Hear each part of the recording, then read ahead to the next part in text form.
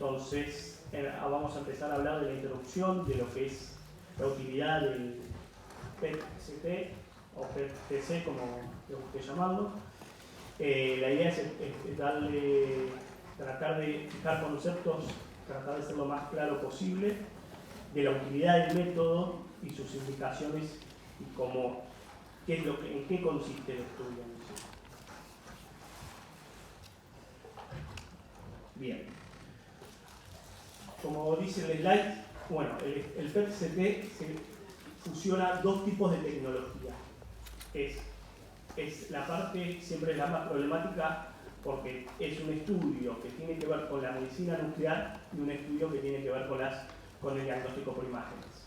Se hace la fusión de tomografía computada convencional y se agrega la fusión de lo que es el PET, ¿no? La detección de un estudio metabólico. Entonces, la ventaja de la fusión de este método es que tenemos información. La información anatómica que nos da la tomografía computada más la información metabólica que nos da el PET. El radiotrazador por excelencia que se utiliza en el PET, que sirve para la mayoría de las patologías, es el 18-fluor FDG, que es conocido como la famosa glucosa. Los tumores de por sí son, la mayoría de los tumores tienen gran avidez a la glucosa, entonces la molécula, que es marcada con 18-fluor, va a buscar los lugares donde mayor consumo de glucosa haya en el cuerpo. Y eso es como la base para entender el porqué de las imágenes. Busca dónde se deposita, dónde hay mayor actividad de glucosa. Acabo acá la pantalla.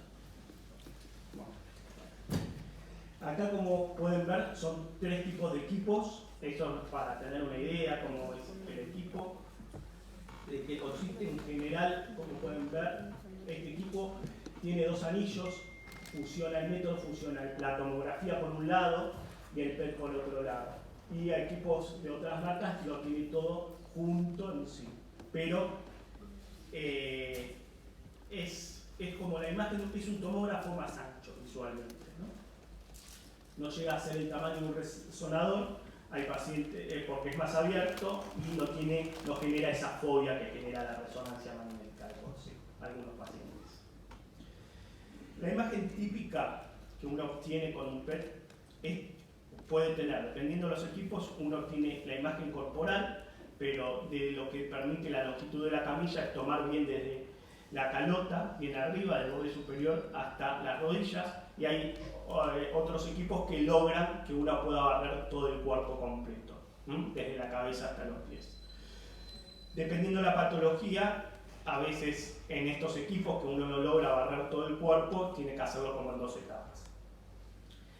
Y la imagen que tiene acá arriba es la imagen típica de la tomografía computada, donde uno acá ve la lesión que está afectando acá en el vértice pulmonar derecho, una lesión bien hipodensa, que expande. ¿Y qué es lo que nos aporta el PET? Nos va a decir si esa lesión consume o no glucosa, si tiene actividad metabólica.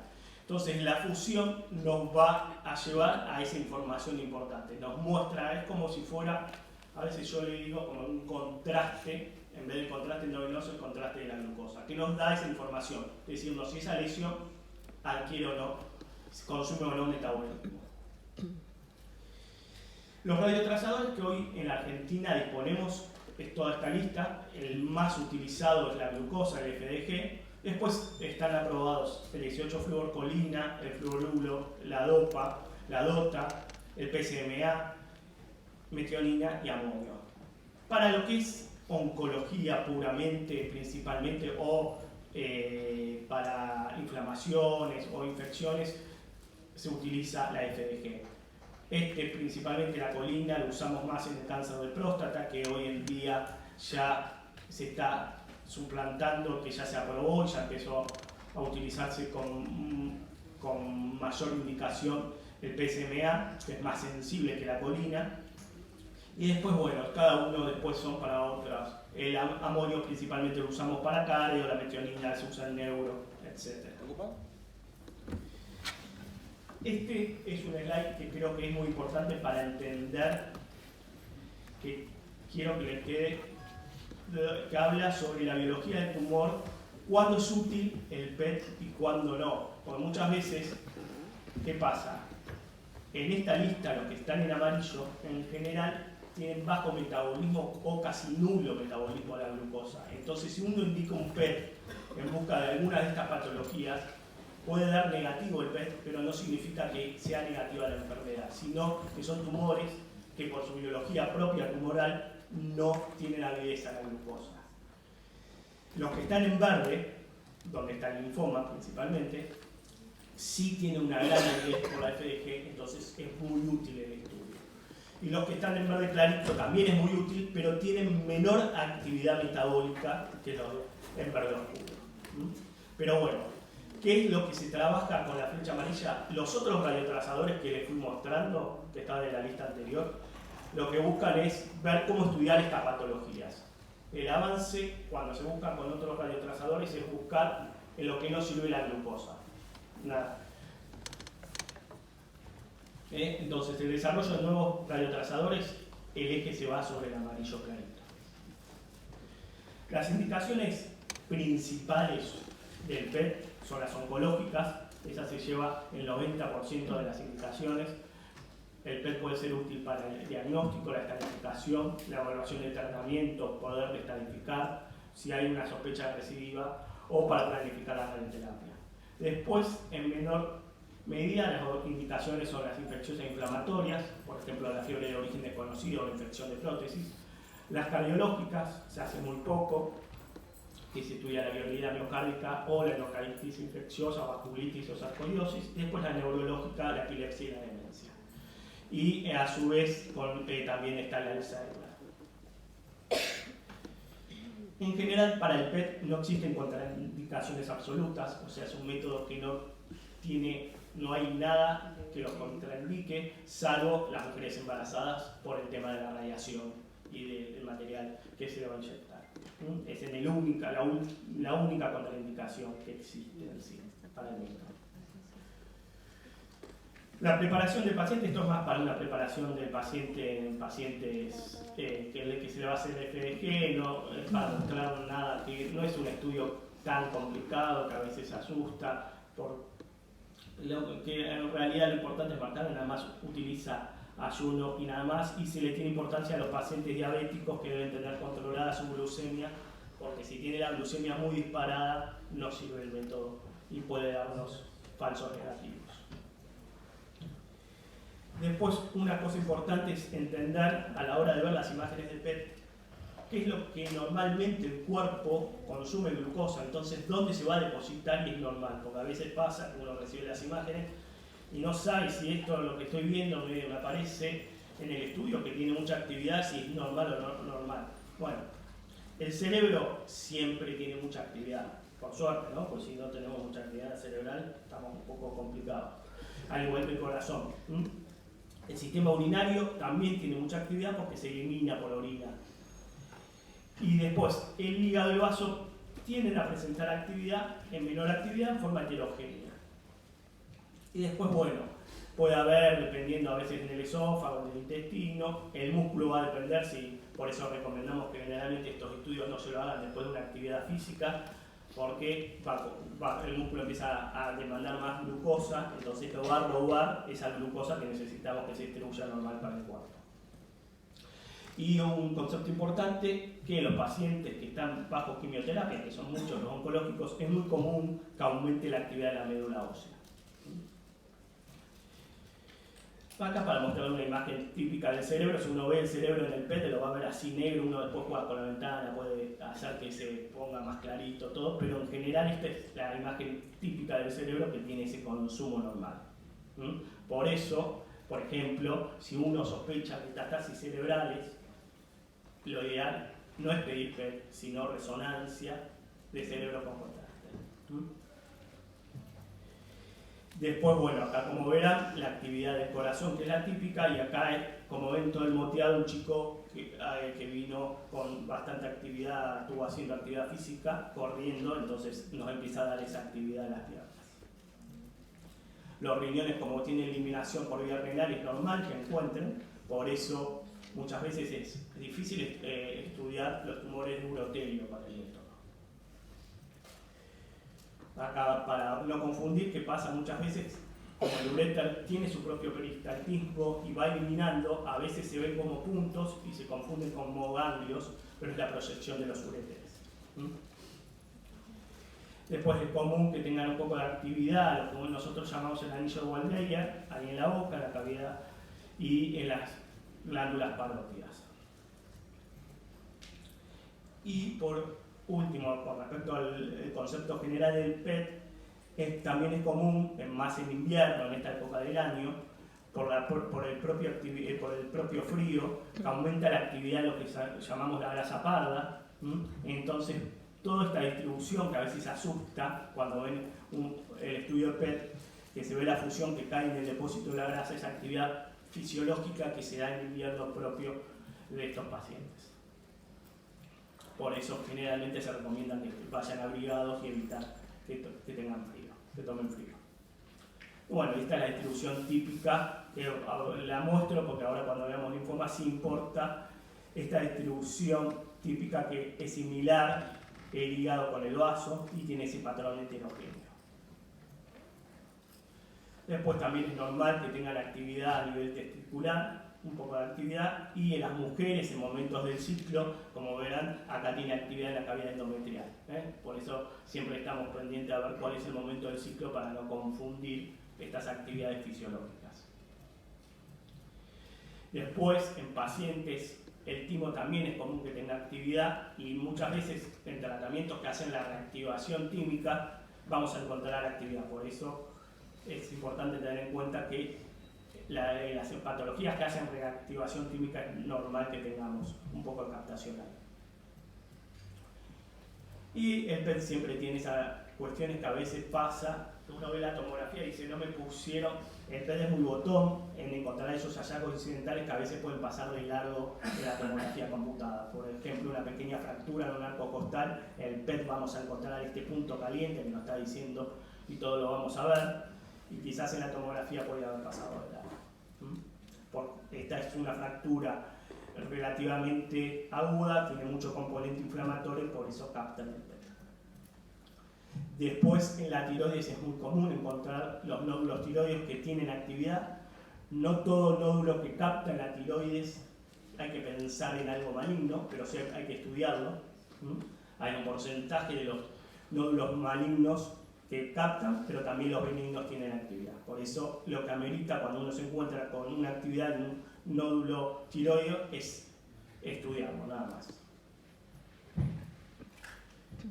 Y bueno, y a veces también es muy común encontrar los pólipos, que algunos quizás en la tomografía no los ve, pero se encuentran con esos puntos calientes en el marco colónico, que llamamos esos hotspot, que lo que uno nada más lo menciona e indica que sería bueno completar con algunos métodos complementarios como una videocolumna.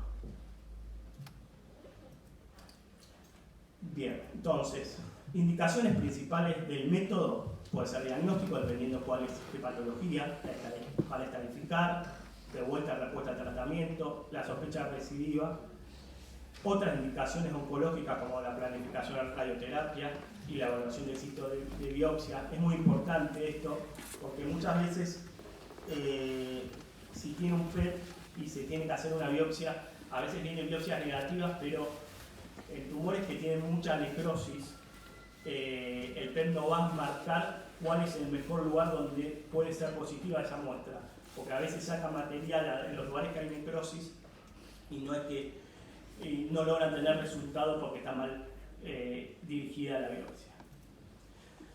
Bueno, y empezando con una de las indicaciones principales en la que se utiliza el PET es el linfoma.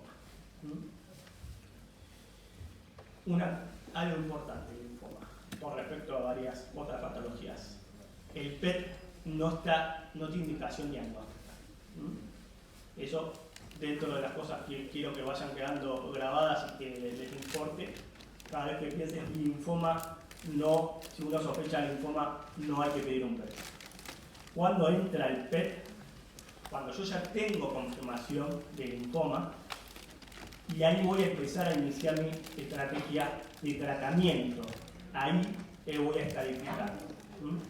Porque el PET, ahora como vamos a ver varios ejemplos, ahí recién empieza a tener utilidad. Porque nos va a indicar, nos va a decir cuál es la extensión real de la enfermedad y vamos a poder conseguir el tratamiento de esa enfermedad, si responde o no responde. El PET tiene la misma efectividad diagnóstica que la TC para la estratificación de los linfomas. Eso ya empezó en varios artículos a mostrar, esto es para recordar. Antes hay algunos que piden solamente la tomografía corporal, pero en lo que es los estudios han mostrado que tiene la misma efectividad. No cambia nada, inclusive con la función del PET-TC ya se deja la tomografía de lado. Entonces, ¿cuándo debo utilizar para estadificar? Los linfomas Hodgkin o los linfomas no Hodgkin agresivos, por su gran sensibilidad y especificidad. Una cosa importante es tener que existen los linfomas de bajo grado no foliculares. Esto no es útil el PET en este caso, porque no tienen avidez. Estos son las excepciones en general de los linfomas que no tienen actividad. Y se debe realizar siempre un PET basal antes de empezar para poder valorar la respuesta al tratamiento. Acá les muestro una lista de linfomas no Hodgkin, los linfomas Hodgkin, los linfomas de células T. Como verán, esto es la relación, qué actividad tienen con respecto a la glucosa del tumor. Entonces, como verán, todos tienen indicación salvo donde hay baja actividad en el linfoma linfocítico de células pequeñas, que es baja o nula. En el Hodgkin, en el predominio linfocitario, que también es baja la actividad, y en los linfomas de células T, los que son de micosis fungoide o síndrome de César, que también tiene baja actividad. El resto, el PET va a tener mucha actividad y se va a ver bien claro. Entonces, el PET es más sensible que la TC para evaluar, detectar la afectación tanto ganglionar como extranodal.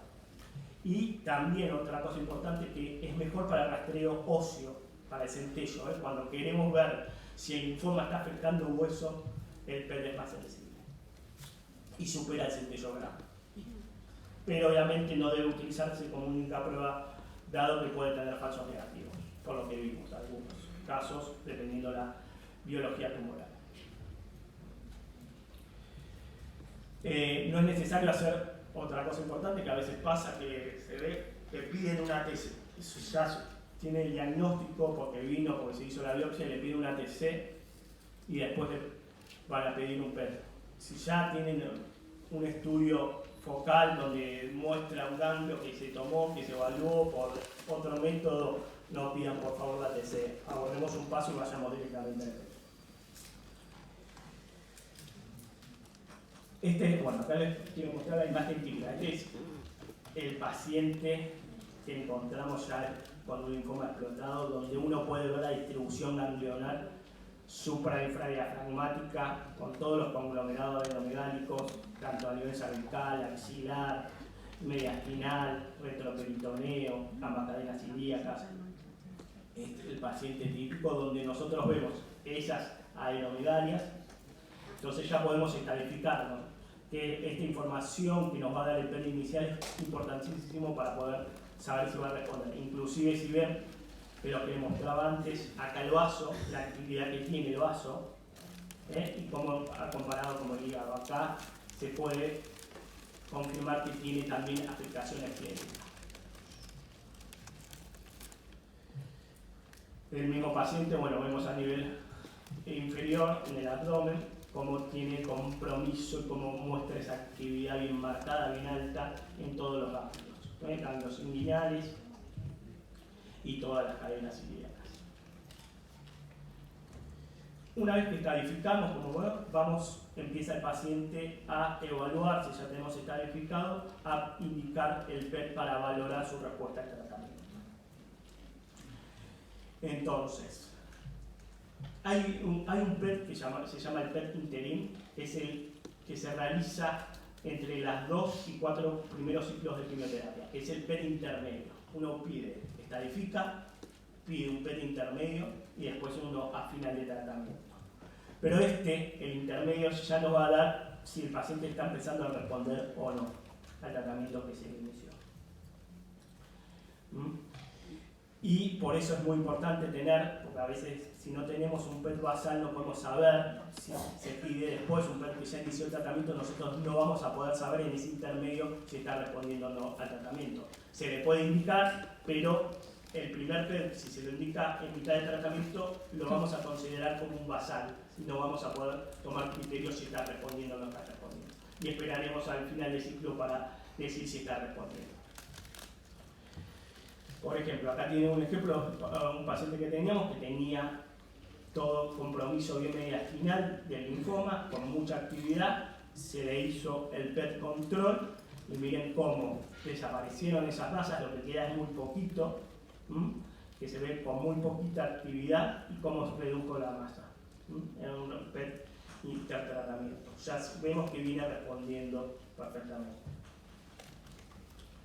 Acá les muestro otro ejemplo que es lo típico, que a veces, porque es llamativo cómo responden hoy, gracias a Dios, los tratamientos tienen mucho éxito y nos encontramos con esto, con todo minado y intertratamiento que desaparece completo. Ya vemos que la respuesta ya se limpia rápidamente. Obviamente, a la hora de valorar lo del PET, hay una escala que se denomina escala de Lubin, que a la hora de informar se le da esta importancia. ¿Por qué? Porque muchas veces el PET, el ganglio tarda en irse, pero sí se va a la actividad metabólica. Va reduciendo las adenopatías, pero no significa, aunque se mantienen todavía en rango adenomegálico, por eso es más útil el PET que la tomografía. Porque quizás respondió completo y el ganglio y la adenopatía uno la va a seguir viendo en la tomografía. Pero ¿cómo sabemos si esa adenopatía que seguimos viendo está respondiendo o no al tratamiento? Bueno, vamos a tomar este puntaje. Si no capta nada, o si su captación es menor al pool del mediastino, o su captación puede ser mayor al mediastino pero menor al hígado, y después ya si la captación es mayor al hígado, o marcadamente, depende, moderada o mayor, esto generalmente cuando uno tiene un score 4 o 5, todavía hay enfermedad activa. El 1, 2 y 3 hay una respuesta de tratamiento. Podemos hablar de respuestas parciales o completas a través del PET. Generalmente completa vamos a hablar con los scores, como les decía, 1, 2 o 3. Y una respuesta parcial puede ser un 4, porque si el basal tenía mucha más actividad, pero todavía va bajando esa actividad, puede ser un 4 o un 5, porque hay que guiarse con el basal.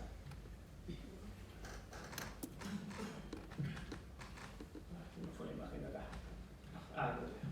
Bueno, acá por ejemplo pueden ver, les traje algunos que muestran la respuesta completa, un linfoma no-Hodgkin, donde tenía toda la actividad y viene ya el PET último final de tratamiento limpio completamente, hizo una respuesta completa. Acá un linfoma no-Hodgkin tipo B, donde hay una respuesta parcial, como verán, tenía toda la masa ganglionar en mediastino anterior, con bastante actividad, y en el final de tratamiento sigue con adenopatías que redujeron de tamaño, pero que siguen manteniendo actividad. ¿Por qué es importante esto del PET? Porque de acá a acá, si esto daba negativo, era una respuesta completa. Y podía estar esta adenopatía, que pasa en muchos casos. Entonces el PET nos da esa información, que aunque redujeron de tamaño, todavía siguen en actividad. Entonces, por eso podemos indicar que es una respuesta parcial. Acá otro ejemplo de respuesta parcial, tenía la masa en el mediastino anterior, con actividad, redujo el tamaño, pero sigue con componentes. Si uno ve la comparación, porque le pondría un DUI4, porque el pool vascular, que uno ve, es menor la actividad. El pool vascular generalmente tiene un poco de actividad, o sea, supera la actividad del pool vascular.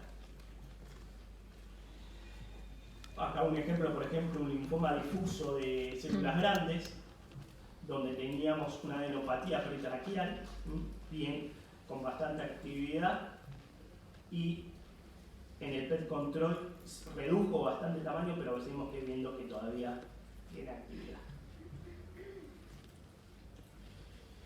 Y después otra cosa que puede pasar es la progresión tumoral que nos puede dar el PET. Teníamos un PET basal que tenía esta actividad y este tamaño de lesión y nos encontramos en un linfoma difuso de células grandes que en el PET final post tratamiento creció, o sea, hubo una progresión de la enfermedad. Y por último, para tener en cuenta la sospecha de recidiva. El PET es el principal test para detectar recurrencia, o sea, si un paciente que ya estuvo bajo tratamiento resolvió completamente y si uno tiene alguna sospecha de que haya vuelto la actividad de la enfermedad, la indicación es el PET. No pedir una tomografía porque lo que nosotros vamos a poder necesitar es la información metabólica. En este tipo de patología lo más importante es la información metabólica y no morfológica de la tumor. Bueno, espero que esto haya sido claro.